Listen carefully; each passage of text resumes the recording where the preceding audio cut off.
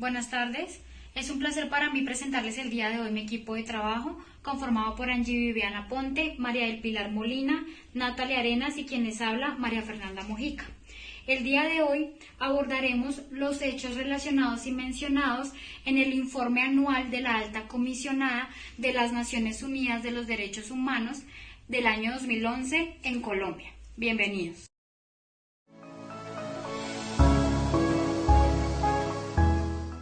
Las defensoras y los defensores de los derechos humanos son personas que actúan de manera pacífica en la promoción y protección de los derechos humanos, impulsando la lucha contra la pobreza, realizando acciones humanitarias y así impulsar la paz y la justicia, promoviendo los derechos civiles, políticos, económicos, sociales y ambientales.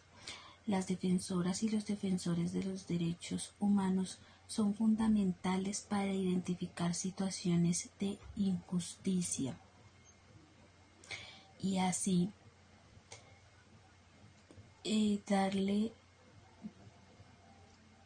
combatir la impunidad y darle vida a los procesos democráticos. En Colombia hay un alto nivel de preocupación por el número de asesinatos y constantes amenazas que reciben los líderes sociales y los defensores de los derechos humanos. En el año 2011 se reportaron varios asesinatos a estas personas. Los municipios que reportaron estos asesinatos son Antioquia, Sucre, Meta, Bolívar, Bogotá. Son algunos de los municipios que podemos mencionar que reportaron estos asesinatos. A la fecha, no todos estos asesinatos han sido aclarados. Hay muchos que siguen impunes. A continuación, vamos a mostrar algunas notas de este año en donde se reportaron estas muertes.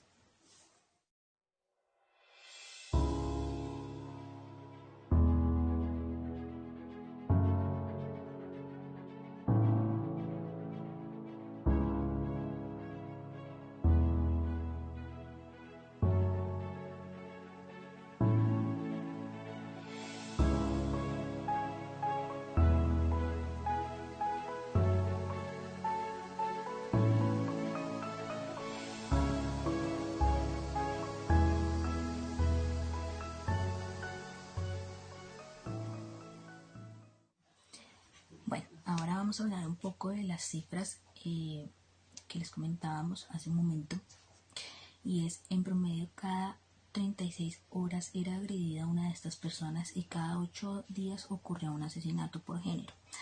El 77% eran hombres y el 23% eran mujeres.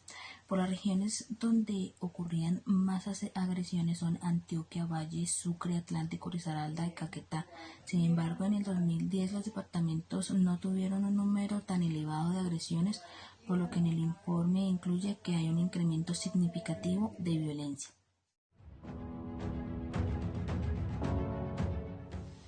Los servicios de inteligencia de estas entidades, hay algunas que son públicas y otras que son privadas, para investigar bajo el servicio nacional y bajo toda la confidencialidad del caso. En Colombia, estos organismos son para investigar asesinatos como el de los líderes o de los defensores de los derechos humanos. Muchas veces estos funcionarios de las organizaciones de inteligencia se dejan comprar y nunca se esclarecen estos casos. Como en el 2011 se evidenciaron bastantes asesinatos, no han sido claros a la fecha. En junio del mismo año fue aprobada la ley de inteligencia en donde fue respecto a los derechos humanos y creada 2 comisiones para asesorar la depuración de archivos de inteligencia y otra de carácter parlamentario. Además, este marco es necesario para que adopten medidas para lograr el resultado de la Comisión de Violaciones de los Derechos Humanos. Entonces aquí lo que se quiere es identificar que por medio de esta ley no se sigan violando los derechos a todas las personas, pero esto no se cumplió.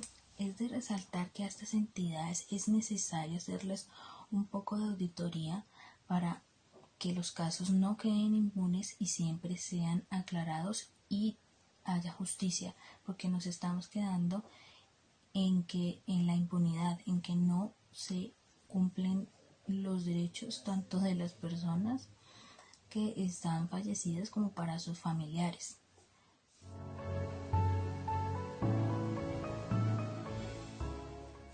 La ejecución extrajudicial, según el derecho internacional humanitario, en caso de su violación a los derechos humanos, es un homicidio que pues sea por parte de una persona que esté de parte del Estado y que no sustente o que no justifique su muerte y que tenga pruebas de tortura y que haya sufrido una omisión de atención médica. Viendo claro el concepto de ejecución extrajudicial, podemos indicar que el Estado es el responsable de todos los asesinatos presentados a los líderes y defensores y defensoras de los derechos humanos en el año 2011. De acuerdo a las cifras que arrojaron en este año, aproximadamente en agosto, indican que acumularon 1.622 casos por presuntos homicidios y que estos fueron realizados por 3.963 miembros de la fuerza pública.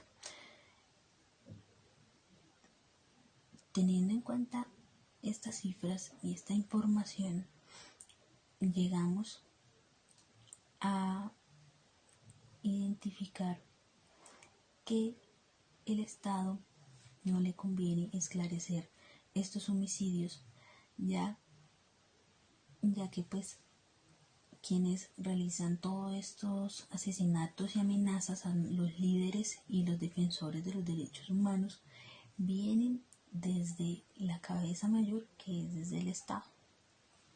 Por eso, a la fecha continúan siendo injustamente amenazados y asesinados. Lamentablemente, en nuestro país siguen pasando estas situaciones que cada vez aumentan los registros de asesinatos a estas personas.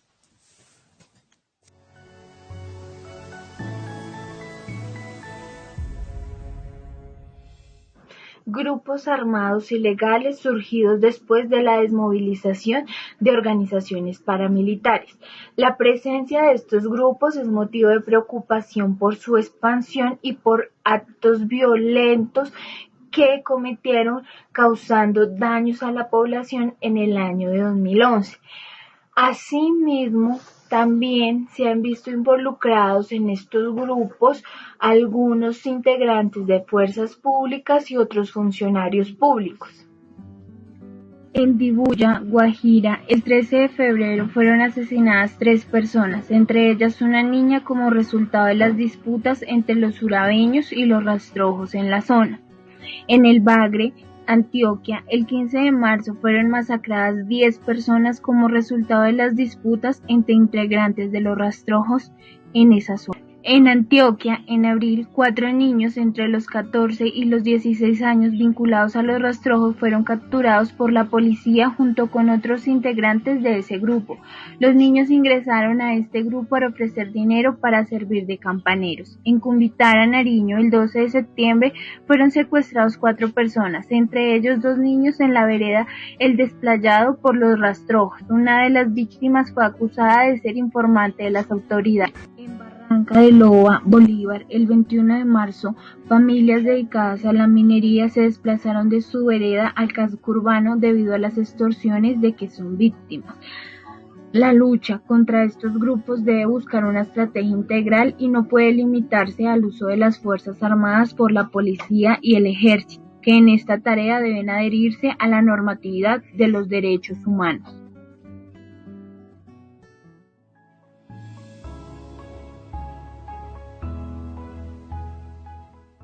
Ley de Víctimas y Restitución de Tierras.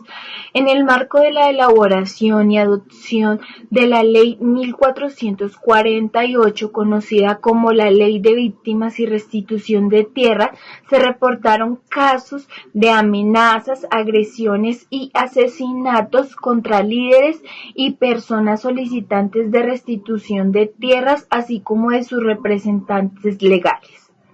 En Montería, Córdoba, el 26 de noviembre fue asesinado Leoncio Mendoza, padre de 2 líderes de restitución de tierras y también solicitante de restitución de predios ubicados en Urabá.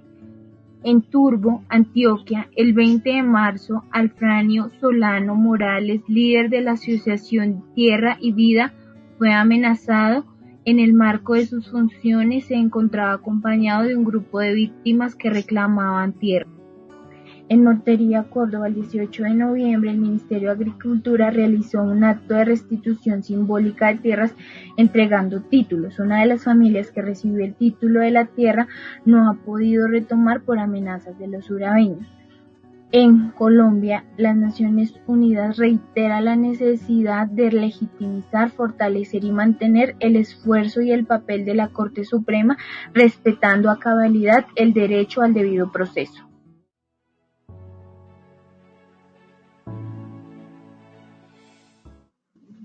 Violencia sexual relacionada con el conflicto. Los siguientes casos ilustran cómo las niñas y mujeres son víctimas de violencia sexual atribuidas a todas las partes del conflicto, así como grupos armados ilegales surgidos después de la desmovilización de las organizaciones paramilitares. Piales, Nariño, el 3 de abril, una mujer luego herida gravemente con arma blanca por un soldado del ejército que luego aceptó los cargos en la investigación adelantada por la Fiscalía. En Campamento, Antioquia, el 12 de septiembre se recibió información de una niña de 16 años reclutada por las FARC que denunció la situación de otra menor perteneciente al mismo grupo guerrillero que ha sido víctima de actos de violación sexual. El proceso judicial por la violación de 2 niñas y posterior asesinato de una de ellas y de sus hermanos de 14, 9 y 6 años de edad. La lucha contra la impunidad de los delitos sexuales relacionados con el conflicto sigue requiriendo esfuerzos especiales de parte del sistema judicial. Por ejemplo, a noviembre, solo 4 casos se encuentran en etapa de juicio de los 183 que la Corte Constitucional pidió investigar a la Fiscalía.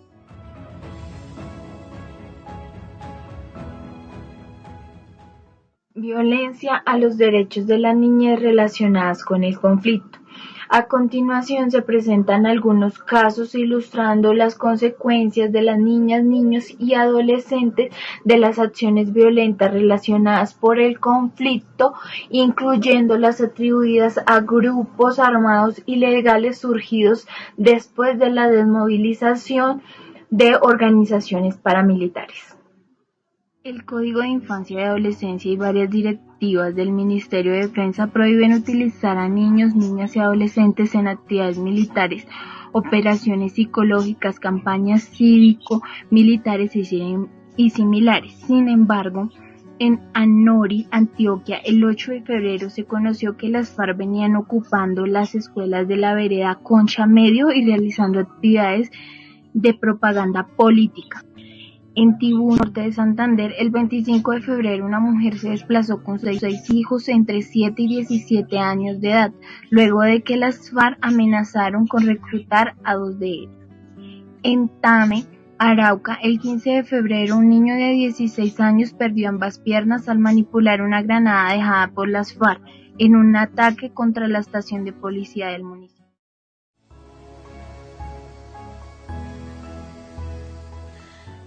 Vamos a hablarles sobre la violencia sexual relacionada al conflicto armado. Tristemente, en 2011 se seguían reportando casos de violencia sexual atribuidos a grupos al margen de la ley, con altos grados de sedición. Vamos a hablarles de ciertos casos en particular, como por ejemplo el de una joven de 17 años en Nariño, que fue desnudada, golpeada y obligada a consumir estiércol públicamente para posteriormente ser asesinada. Al igual, en Guaviare, niñas de grupos indígenas eran obligadas a abusos constantes. Y por último, el caso de una joven que fue sometida a 3 días de abusos sexuales constantes por parte de un miembro de las Águilas Negras. Pero también a la oficina de Colombia se registran casos de abusos sexuales por parte de la fuerza pública, como es el caso de una mujer que fue violada por un miembro del ejército en Nariño, y también el de una joven de 18 años que fue violada por un policía en Bolívar.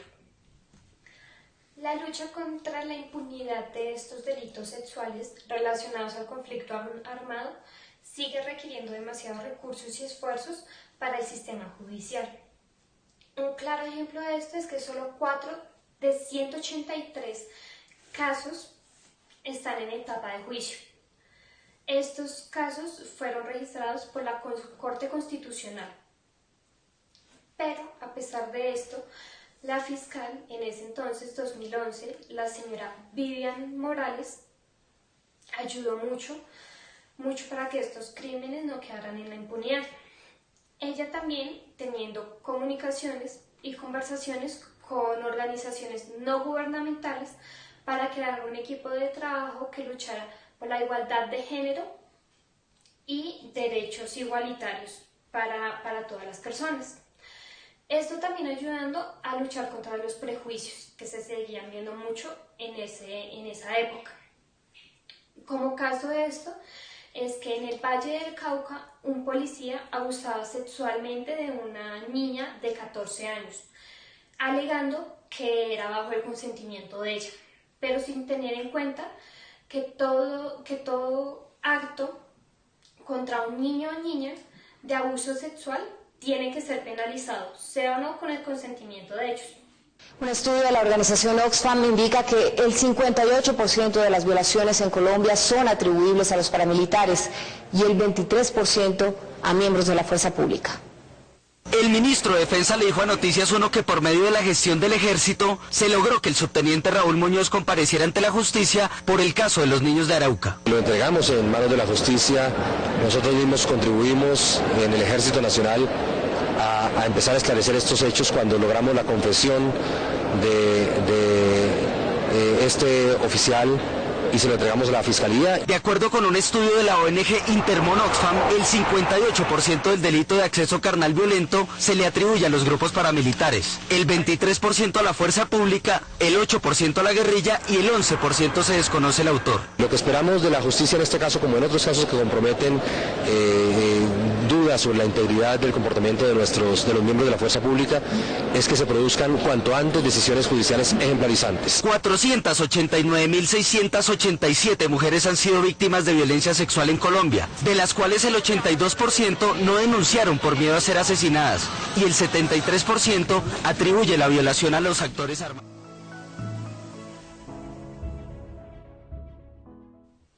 A continuación vamos a hablar sobre las violaciones a los derechos de la niñez relacionadas al conflicto.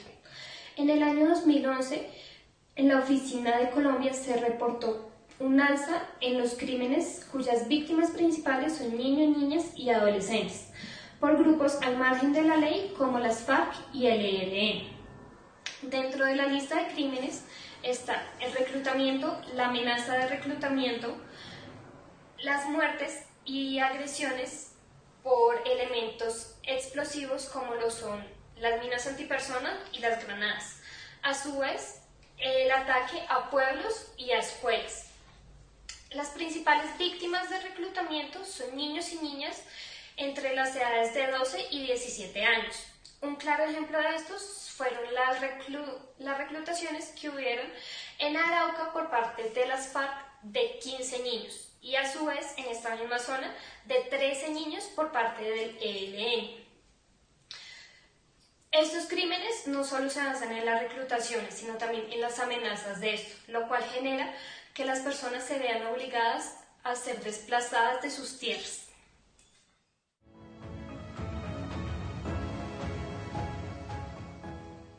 También vamos a hablar sobre el derecho internacional humanitario. El Ministerio de Defensa prensa evidenció que más del 50% de la población vive en zonas relacionadas con el conflicto armado. También comentó que en el año de 2011 los lugares que se ven más afectados por este conflicto son Antioquia, Caquetá, Arauca, Meta, Cauca, Nariño, Chocó y Putumayo. Esto se le atribuye más que todo a grupos al margen de la ley, tales como las FARC o el ELN. Dentro de los delitos que se le atribuyen a ellos está el desplazamiento forzado, el reclutamiento de niños, niñas y adolescentes, como lo planteamos en el punto anterior. También la restricción en la movilidad, secuestro y ataques indiscriminados. Pero no solo se ve afectado los grupos al margen de la ley, sino también las fuerzas públicas, ya que a estas se les ha acusado de recibir sobornos por grupos al margen de la ley, y también al no tener las precauciones necesarias para que los civiles no se vean afectados al momento de que los grupos al margen de la ley y ellos entren en un combate. Y también por no contar con los protocolos de seguridad adecuados para llevar tanto a personas civiles como a parte de estos grupos a los hospitales, esto generando más muertes.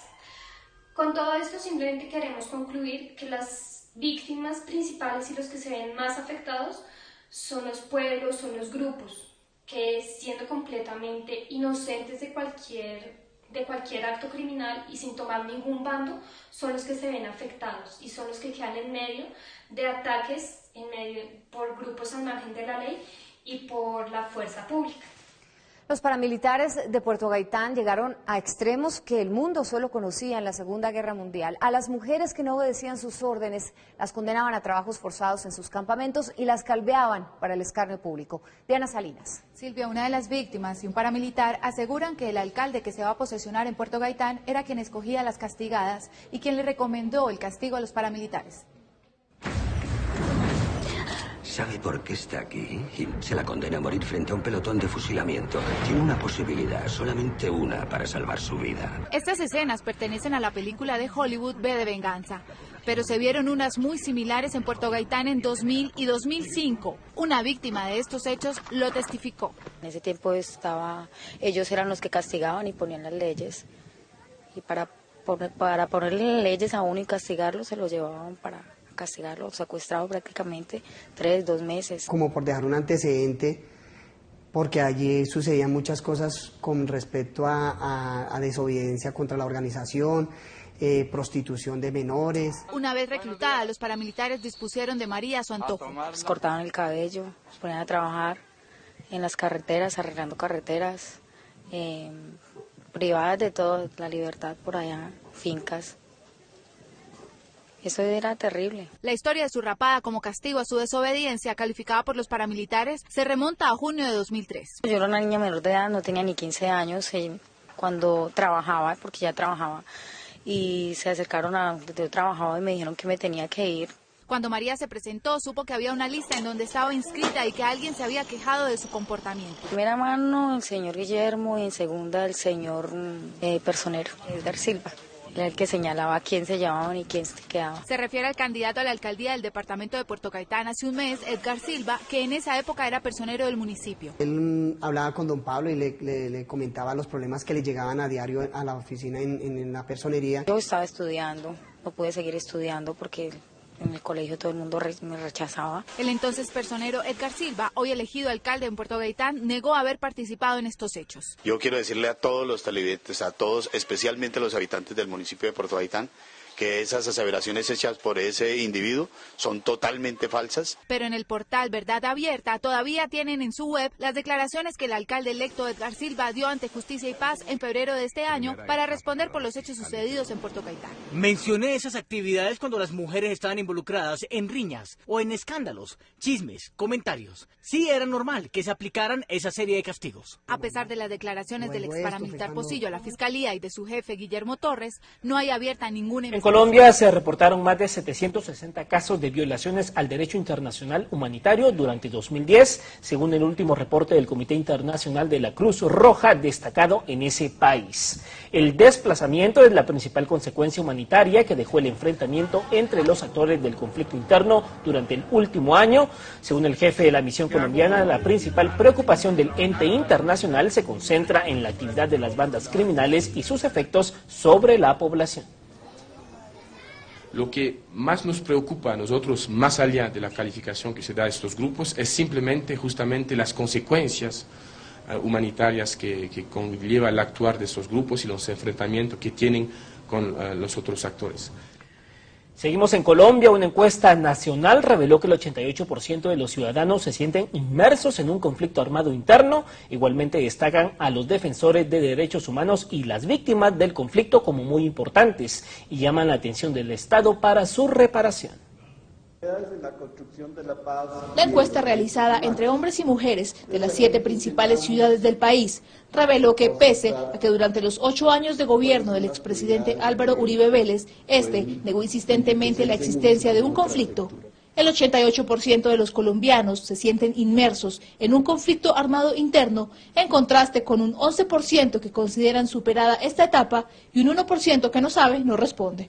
88% de esa percepción muestra que efectivamente el conflicto existe, que la gente sabe que tiene causas estructurales, que no se va a resolver fácilmente, eso es muy triste y muy lamentable, pero que es una realidad que hay que enfrentar como es y no negándola. Sobre la opinión que los colombianos tienen del papel que desarrollan los defensores y defensoras de derechos humanos, el 77% piensa que es una labor positiva y arriesgada, mientras que el 22% la califica como negativa. La mayoría contestó que se declara temerosa de esta labor. El organizarse, el ser defensor de derechos humanos,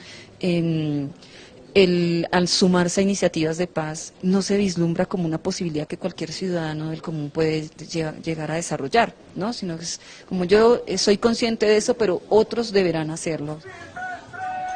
Los colombianos consultados coincidieron en que la falta de oportunidades y la pobreza son factores determinantes y consideran como justo y prioritario en la agenda legislativa restituir las víctimas del conflicto como un camino expedito hacia la paz. Las personas reconocen las víctimas, se dan cuenta que por ejemplo, los campesinos, los indígenas, son personas que son muy afectadas por el conflicto y consideran que deben tener una reparación y que deben ser tenidas en cuenta y que son mucho más visibles que antes.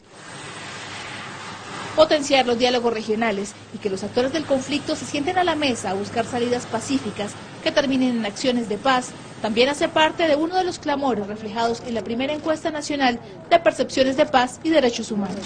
Angie Camacho, Telesur, Bogotá, Colombia.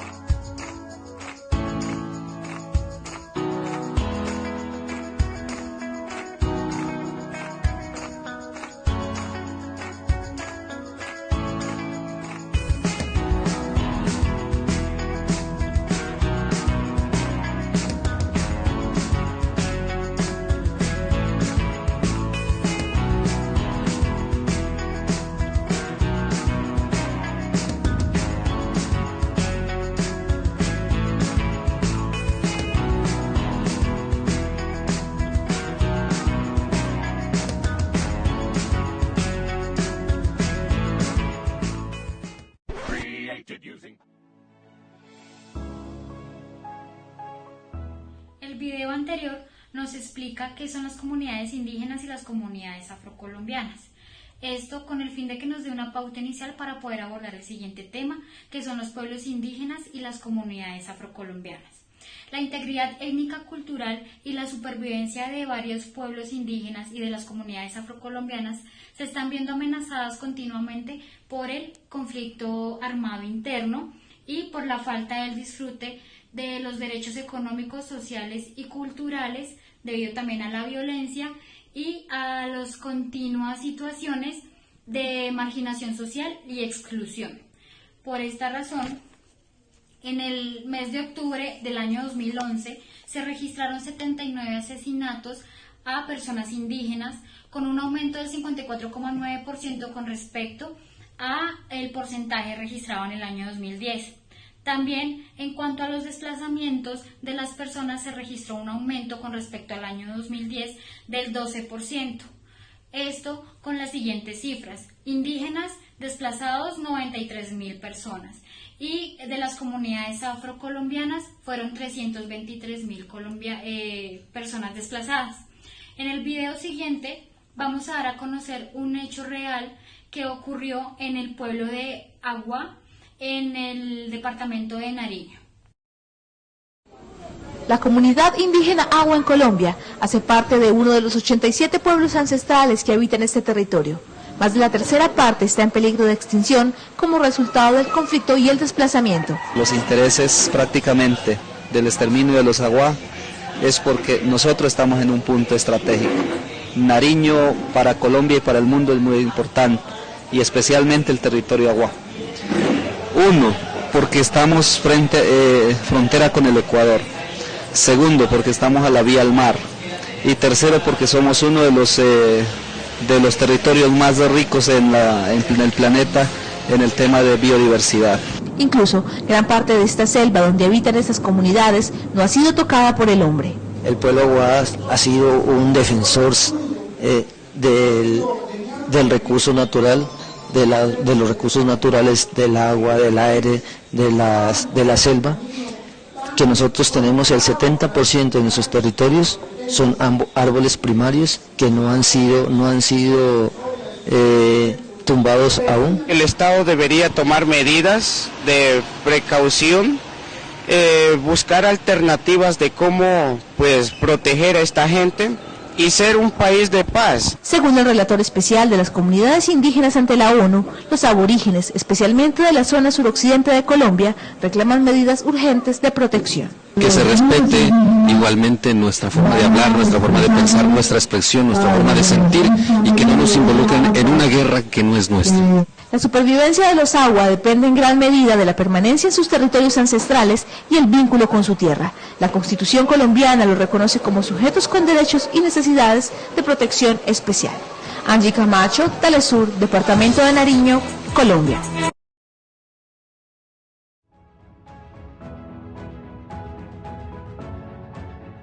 Lo que vamos a abordar son los derechos económicos y sociales. Para nadie es un secreto que las zonas rurales en nuestro país son las más vulnerables en este tema. En el año 2011 se registraron que la cobertura de educación es del 2,7 veces inferior con respecto a la oportunidad de educación que se brinda en las zonas urbanas.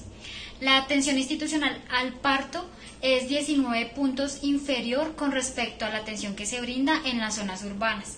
Existe también un déficit cualitativo con respecto al derecho a una vivienda digna, acceso al acueducto y alcantarillado y a una calidad de vida que merezcan estas personas. El gobierno ha trabajado arduamente para que este tipo de registros disminuyan y sea un poco más beneficioso el tema con respecto a las personas que habitan en estos lugares. ¿Cómo el gobierno se ha encargado de esto? Mejorando lo que son los marcos de subsidios, el acceso a la salud, el acceso a la educación y el mejoramiento continuo de la calidad de vida. A continuación vamos a ver un video de una campaña contra la pobreza que se originó en este año debido a la vulneración de los derechos económicos y sociales.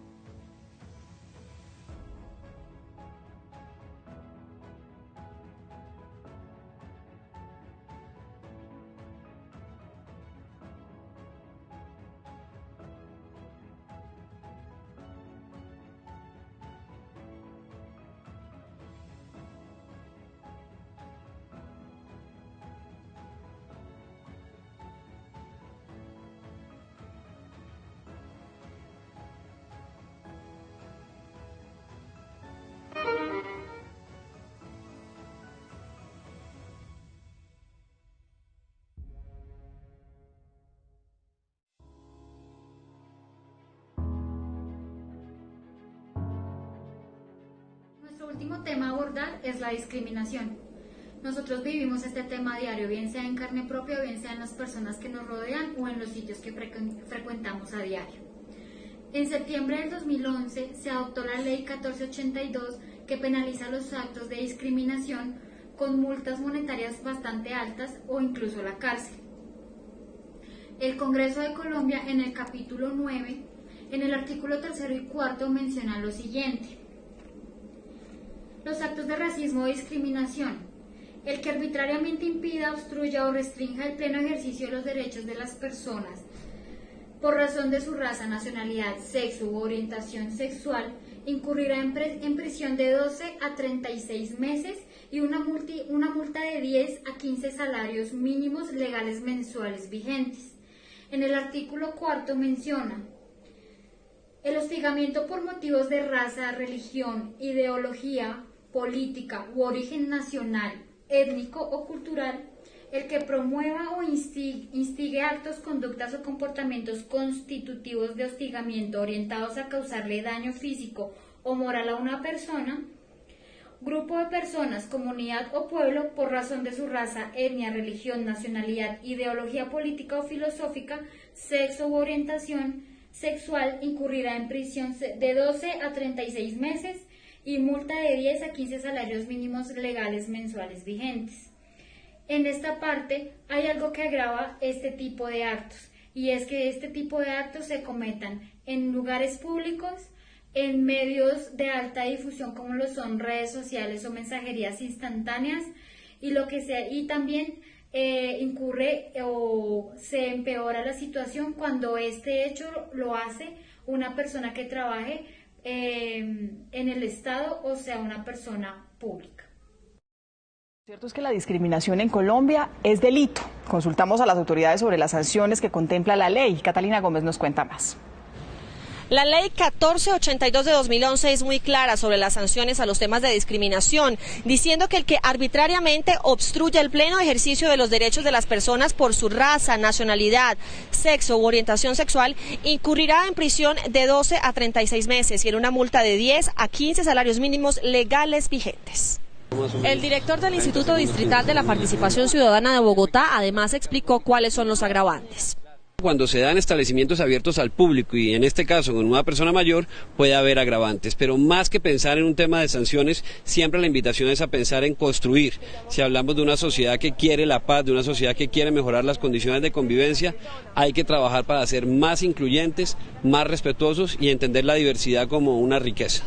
Preguntamos a la gente en la calle sobre este tema. Sí, en muchas partes, o sea, hasta en la iglesia a veces lo discriminan a uno de verdad. Sí, de pronto por la ropa de la gente que lleva o el dialecto, no sé. Y sobre los lugares que se reservan el derecho de admisión, esto explica Hernández. Cuando uno se basa en algún tema como la apariencia física, la forma de vestir, en las convicciones, en las prácticas de una persona para ejercer un derecho de admisión, claramente está discriminando. Uno de los agravantes especificados en la ley es que la conducta se cometa en espacio público, establecimiento público o lugar abierto al público.